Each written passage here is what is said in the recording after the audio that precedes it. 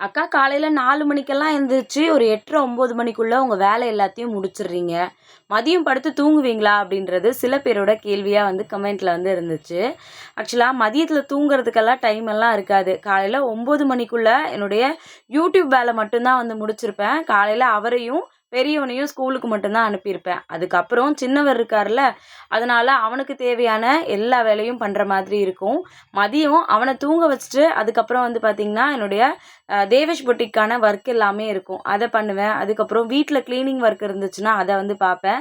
அதையும் தாண்டி வந்து பார்த்தீங்கன்னா, அடுத்த நாள் என்னலாம் வீடியோஸ் வந்து எடுக்கலாம், எந்த மாதிரி வீடியோஸ் போடலாம் அப்படின்னு சொல்லிட்டு, அதுக்கான ப்ரிப்பரேஷன் வந்து இருக்கும். மறுபடியும் ஈவினிங் ஆச்சுன்னா, பெரியவன் வருவான். அவன பார்த்துக்கணும். மறுபடியும் டின்னர் ரெடி பண்ணணும்.